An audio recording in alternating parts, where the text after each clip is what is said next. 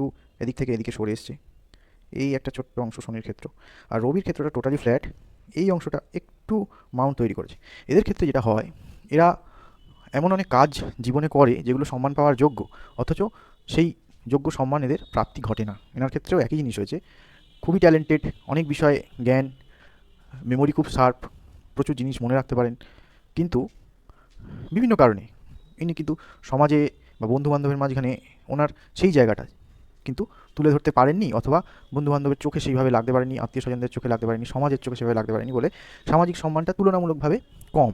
এটা ইনি নিজেও আমাকে বলেছেন, কিন্তু এবং হাতও এনার নির্দেশ করছে এই একই কথা।